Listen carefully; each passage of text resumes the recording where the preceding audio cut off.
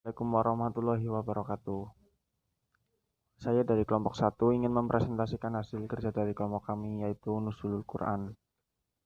Sebelumnya saya ingin memperkenalkan diri saya dan dua teman saya. Saya Galus Yura Pamungkas 2012111166, Nabila Maitasari 2012111165, Juwita Puspitasari 2012111167. Nuzulul Quran. Pengertian Nuzulul Quran. Secara terminologis, yang dimaksud nuzulul Quran adalah cara dan fase turunnya Al-Quran dari Allah Subhanahu wa taala kepada Nabi Muhammad Shallallahu alaihi wasallam. Seperti disebutkan dalam kitab-kitab ulumul Quran bahwa sebelum diturunkan kepada Nabi Muhammad, Al-Quran terlebih dahulu diturunkan Allah Subhanahu wa taala ke Laut Mahfudz, kemudian diturunkan ke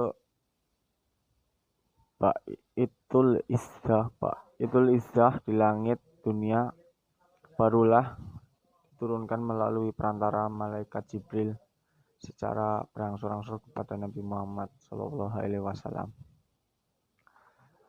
Fase Nuzulul Quran. Al-Quran Al-Karim diturunkan oleh Allah Subhanahu wa taala dalam 3 fase. Yang pertama diturunkan ke Laut Mahfudz, kedua diturunkan ke Bait Izzah di langit dunia, 3 diturunkan Nabi Muhammad secara berangsur-angsur.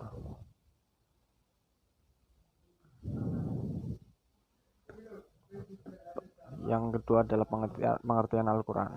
Secara etimologis, Al-Quran adalah masdar infinitif dari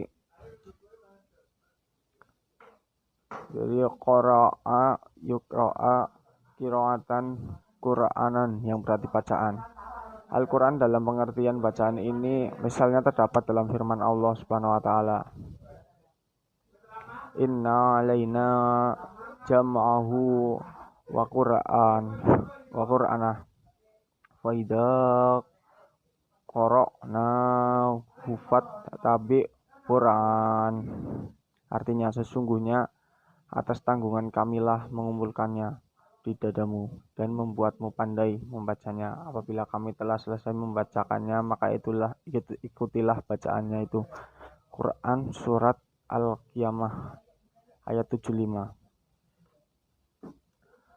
Di samping dalam pengertian masdar dengan pengertian bacaan atau cara membacanya, Quran juga dapat dipahami dalam pengertian maf'ul dengan pengertian yang dibaca makruh. Dalam hal ini yang dibaca makruh diberi nama bacaan Quran atau penamaan maf'ul atau masdar.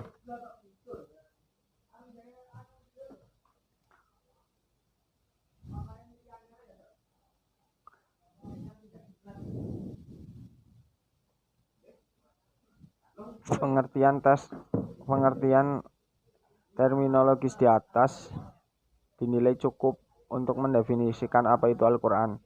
Penyebutan lafaz al-jalallah Allah setelah kalian firman perkataan membedakan Al-Quran dari kalam atau perkataan malaikat, jin, dan manusia. Sifat al-munazzal yang diturunkan setelah kalamullah, firman Allah, diperlukan untuk membedakan Al-Quran dari kalam Allah yang lainnya.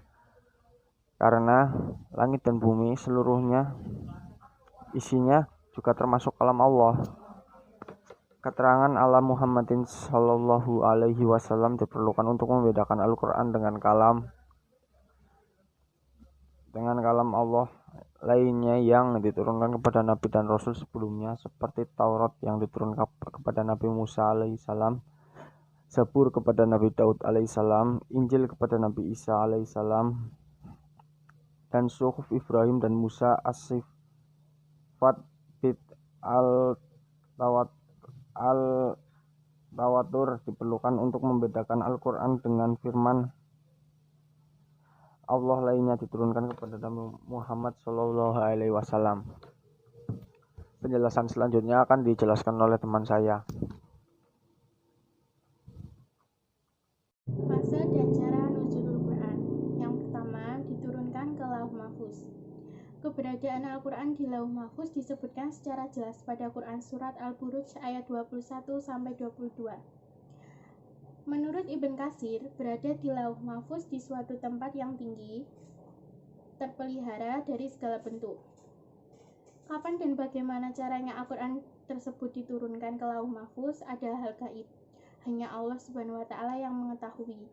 Dan menurut Az-Zarqani, Al-Quran diturunkan ke Lauh Mahfuz secara sekaligus, tidak berangsur-angsur.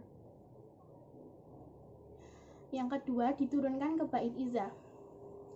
Dari Lauh Mahfuz, Al-Quran diturunkan ke Bait Izzah secara sekaligus. Berdasarkan firman Allah Subhanahu wa Ta'ala pada Quran Surat Al-Qadr ayat 1, menjelaskan bahwa Al-Quran diturunkan pada suatu malam yang diberkahi, yaitu malam kemuliaan Lailatul Qadar. Beberapa dari riwayat yang syahih dari Ibnu Abbas yang dimaksud turunnya tersebut adalah turunnya Al-Quran dari Lauh Mahfuz ke Bait Izzah, dan pertama kali diturunkan kepada Nabi Muhammad SAW. Karena sebagaimana diketahui, Al-Quran diturunkan pada Nabi Muhammad SAW secara berangsur-angsur kurang lebih 23 tahun, bukan hanya pada satu malam saja. Yang ketiga, diturunkan kepada Nabi Muhammad SAW. Permulaan turunnya Al-Quran itu terjadi pada malam Qadar, malam yang diberkahi, yang terjadi pada bulan Ramadan. Sesudah itu, Al-Quran diturunkan secara berangsur-angsur selama kurang lebih 23 tahun. Ayat yang pertama kali diturunkan kepada Rasulullah SAW, menurut pendapat yang paling populer dan kuat, berdasarkan hadis riwayat Bukhari dan Muslim dari Aisyah Ummul Mukminin, adalah ayat pertama surat Al-Alaq. Kapankah ayat pertama itu diturunkan? Menurut para musafir dan ulama ulumul Quran, 5 ayat tersebut diturunkan pada malam 17 Ramadan. Pada hari Al-Furqan, ialah hari jelasnya kemenangan orang Islam dari kekalahan orang kafir, yaitu hari bertemunya dua pasukan di peperangan Badar. Pada hari Jumat 17 Ramadan tahun kedua Hijriah, tanggal itu yang digunakan oleh para musafir untuk menentukan tanggal turunnya Al-Quran pertama, yang kemudian dikenal sebagai hari Nuzulul Quran. Hikmah Nuzulul Quran. Yang pertama, untuk menguatkan hati Nabi Muhammad SAW dalam menerima dan menyampaikan kalam Allah kepada umat manusia. Yang kedua, mukjizat bagi Nabi untuk menjawab dan mematahkan kaum kafir. Yang ketiga, memudahkan umat untuk menghafal, mencatat, dan mempelajari Al-Quran. Yang keempat, memudahkan Nabi untuk membacakan kepada umatnya dan memberi contoh pelaksanaannya. Yang keenam, memberi pengaruh besar dalam proses dakwah Islam dan pembentukan umat. Yang ketujuh, merupakan bukti yang pasti Al-Quran Al-Karim diturunkan dari sisi Allah Subhanahu wa Ta'ala. Assalamualaikum warahmatullahi wabarakatuh. Saya Juwita Puspitasari ingin menambahkan materi tentang pengumpulan Al-Quran. Yang dimaksud dengan pengumpulan Al-Quran ada dua hal. Pertama, penghafalan Al-Quran, dan kedua, penulisannya huruf demi huruf, ayat demi ayat, dan surat demi surat, baik dalam lembaran-lembaran yang masih terpisah-pisah maupun dalam lembaran-lembaran yang sudah dibukukan dalam satu mushaf. Pengumpulan Al-Quran dalam sejarahnya berlangsung dalam 3 periode. Pertama, pada masa Rasulullah. Kedua, pada masa Khalifah Abu Bakar As-Siddiq. Ketiga, pada masa Khalifah Utsman bin Affan. Masing-masing periode punya ciri-ciri sendiri. Periode pertama ditandai dengan penghafalan dan penulisan Al-Quran di media-media sederhana, seperti tulang, kulit binatang, pelepah kurma, dan lain-lain. Periode kedua ditandai dengan pembukuan Al-Quran dalam sebuah mushaf oleh panitia tunggal Zaid bin Sabit. Periode ketiga ditandai dengan pembukuan Al-Quran dalam beberapa mushaf dengan sistem penulisan yang akomodatif terhadap qiraat yang kemudian dikirimkan ke beberapa ibu kota provinsi untuk menjadi mushaf standar bagi umat Islam. Pertama, pengumpulan Al-Quran pada masa Rasulullah.